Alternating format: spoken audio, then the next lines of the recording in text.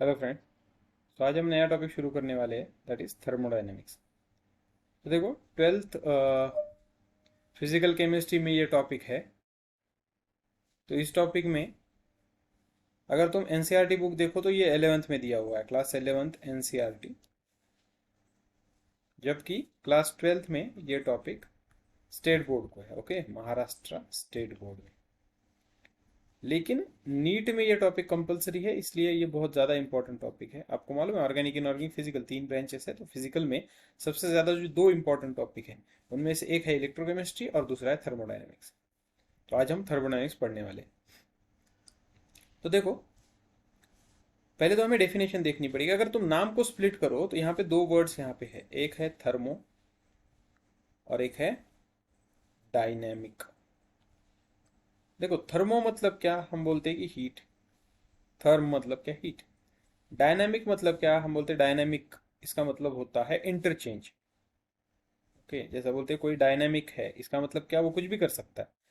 वो कभी एक काम कर सकता है तो फिर से दूसरा काम कर सकता है। इस तरह से इंटरचेंज होना, उसको डायनामिक बोला जाता है, डायनामिक। ओके। तो हीट का इंटरचेंज, लेकिन यहाँ पे सिर्फ हीट ही नहीं, बल्कि heat is a form of energy, हमको ये मालूम है। तो बेसिकली हम क्या बोलेंगे, it is a interchange of energy.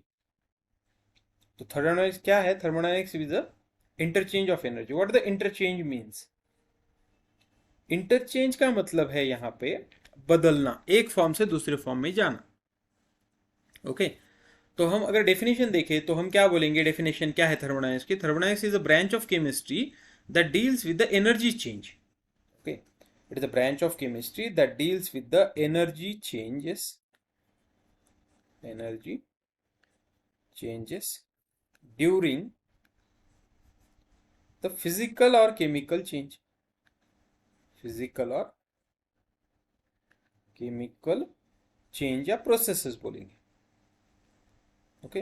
अब ये बन गई इसकी definition. What is the definition of thermodynamics, it is a branch of chemistry that deals with the energy change during the physical and chemical changes. Okay.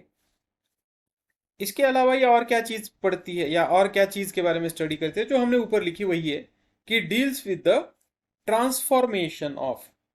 It deals with the, और एक चीज के साथ ये डील करती है, that is transformation of. Transformation of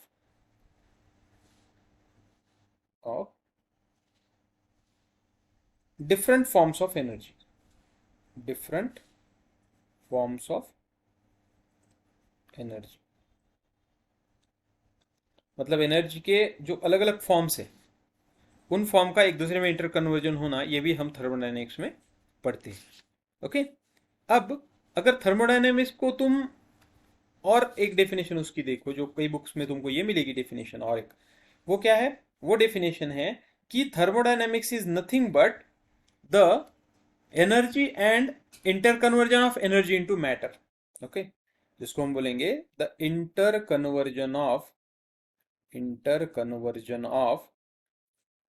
energy into matter. इसको भी हम थर्मोडायनेमिक्स में बोल सकते हैं। मतलब आप यहाँ पे ऑब्जर्व करो तो तुमको कितनी डेफिनेशंस मिली यहाँ पे। एक डेफिनेशन मिली ये, एक डेफिनेशन मिली ये, ओके, एक डेफिनेशन मिली ये, और एक डेफिनेशन मिली हमको ये। मतलब तीन चार तरह से तुम उसको डिफाइन कर सकते हो। What is thermodynamics, it is a branch of chemistry that deals with the energy change during the physical और केमिकल रिएक्शन और प्रोसेस। दूसरा है कि it is the branch which study the transformation of different forms of energy. तीसरा है, it is the branch of chemistry that studies the inter conversion of energy into matter. अब देखो, inter conversion of energy into matter कैसे। देखो, एक simple चीज है, तुम्हें ये पढ़ा हुआ है, E is equal to M C square. E क्या होती है, एनर्जी।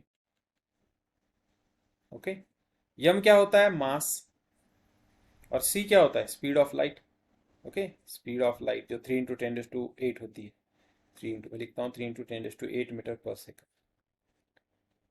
इसका मतलब थर्मोडायनेमिक्स में तुम पढ़ते क्या हो, तो मतलब ये बोला हुआ है एक्चुअल, कि इफ इट इज पॉसिबल कि तुम कोई भी मास कुछ भी रहने दो, उसको अगर तुम स्क्वायर ऑफ द सी, मतलब square of the speed of velocity of light के स्क्वायर के स्पीड से अगर तुम फेंक सको, तो मैटर का कन्वर्जन एनर्जी में हो जाएगा। और यही कंसेप्ट है जो बोला जाता है कि किसी भी चीज को तुम मैटर को एनर्जी में या किसी में कन्वर्ट कर सकते हो, तो इस तरह से कर सकते हो, पॉसिबल है, लेकिन हाइपोथेटिकली आज की डेट में लाइट की स्पीड के स्क्वायर से तुम मूव नहीं कर सकते, इसलिए ये पॉसिबल नहीं है आज की डेट में, लेकिन मे बी आगे कभी पॉसिबल हो। तो ये एक बेसिक आइडिया है थर्मोडायनेमिक्स का। तो क्या क्या है देखो एक बार और। थर्मोडायनेमिक्स क्या है? It is the study of energy and interconversion of energy into the matter. Okay, एक तो एनर्जी की स्टडी है, साथ ही साथ how the matter can energy can convert into matter, ये एक है। दूसरा, इसकी डेफिनेशन हमने क्या देखी कि थर्मोडायनेमिक्स जो है it is the branch of chemistry which study the energy changes during the physical and chemical process, ये definition. It is the branch of chemistry that study the energy changes during the physical and chemical processes. And तीसरा हमने क्या देखा? The transformation of different forms of energy, मतलब energy के जो अलग अलग फॉर्म्स है वो forms how they convert into one to another. Okay, तो ये सारी उसकी डेफिनेशन है। अब देखो नीट में तो तुमको डेफिनेशन कोई नहीं पूछेगा, लेकिन बेसिक तुमको ये आइडिया होना चाहिए। अब ये तो हमने देखा थर्मोडायनेमिक्स, अब हम देखेंगे इसके स्कोप। स्कोप मतलब क्या, हम पढ़ के इस ले रहे हैं, उससे हमको क्या पता चलेगा। ओके, तो देखो पहली चीज तो हमको, ओके, पहले तो पढ़ना पड़ेगा इसका स्कोप। स्कोप मतलब इसकी मदद कहाँ कहाँ होगी, इसको स्कोप बोल दो या इंपॉर्टेंस बोल दो। ओके, दोनों तीनों चीजें सेम ही। ओके, तो सबसे पहले तुम इसकी मदद से the feasibility of reaction. Okay, मतलब रिएक्शन फिजिबल है कि नहीं, what is mean by feasible? Feasible मतलब रिएक्शन होगी कि नहीं। फिजिबिलिटी, फिजिबिलिटी का मतलब होता है रिएक्शन होगी कि नहीं। मतलब ऐसा है कि मान लो तुमने एक एक रिएक्टेंट लेके रखा, कोई एक कंटेनर है उसमें तुमने कोई रिएक्टेंट लिया और उसको तुमने दिन भर भी रखा उसके अंदर कोई रिएजेंट डाल के, तो वो रिएक्शन नहीं होगी मे बी। और कोई रिएक्शन है जो 1 घंटे के बाद होगी। ओके, मतलब पहली केस है कि रिएक्शन होगी ही नहीं। दूसरी है कि मान लो रिएक्शन तुमको 2 आवर्स, 2 या 2 दिन लगेंगे मे बी, 48 आवर्स लगेंगे। और कुछ रिएक्शन होगी जो 2 सेकंड में हो जाएगी। मतलब इस रिएक्शन को तुम, ये रिएक्शन होगी कि नहीं एटलीस्ट, वो हमको इससे पता चलेगा कि रिएक्शन पॉसिबल है कि नहीं। फिजिबिलिटी बोलो या पॉसिबिलिटी ऑफ ऑफ रिएक्शन बोलो। ओके, तो पहली चीज तुम क्या कर सकते हो, you can predict the whether the reaction is possible और नॉट। दूसरी चीज तुम इससे क्या पता कर सकते हो, तो दूसरा हम क्या कर सकते हैं, we can calculate the energy change during the reaction. मतलब हमको मालूम है, देखो आपने दो दो रिएक्शंस पड़ी हुई है। एक है तुम्हारे पास फोटोसिंथेसिस और एक है तुम्हारे पास ए है फोटोसिंथेसिस, और दूसरी तुम्हारे पास है रेस्पिरेशन। रेस्पिरेशन, अब तुमको ये मालूम है अगर तुम फोटोसिंथेसिस करते हो तो तुमको वहां पे सनलाइट की जरूरत होती है। मतलब तुम क्या करते हो, सनलाइट उसको एनर्जी देते हो। और रेस्पिरेशन में क्या होता है, एनर्जी बाहर निकलती है। ओके, मतलब इसमें एनर्जी तुम सप्लाई करोगे, इसमें एनर्जी बाहर निकलेगी, मतलब अल्टीमेटली इसके रिएक्टेंट की जो एनर्जी होगी उससे ज्यादा प्रोडक्ट की होने वाली है। क्यों? क्योंकि यहाँ पे तुमने रिएक्शन को एनर्जी दी, जबकि इसमें से एनर्जी बाहर निकली। इसका मतलब क्या है, रिएक्टेंट की एनर्जी जितनी थी उससे कम प्रोडक्ट की होगी। समझ में आ रहा है? तो इस तरह से मतलब एनर्जी चेंज हुई कि नहीं, यहाँ पे रिएक्टेंट की एनर्जी कम थी, प्रोडक्ट की ज्यादा है। यहाँ पे प्रोडक्ट रिएक्टेंट की ज्यादा थी, प्रोडक्ट की कम है, मतलब एनर्जी चेंज हुआ। तो वही एनर्जी चेंज हम यहाँ पे कैलकुलेट कर सकते हैं। ओके, और तीसरी चीज जो हमको इसको पता चलती है कि the extent of reaction. Okay, what is mean by extent of reaction? Extent of reaction मतलब किस एक्सटेंट तक रिएक्शन होगी, जिसको हम बोलते हैं लिमिट। लिमिट बोल लो या फिर किस किस परसेंटेज तक रिएक्शन होगी। मे बी कोई रिएक्शन है तुम्हारे पास एक्स है, तुम वाई बनाना चाहते हो, 100% वाई बनेगा।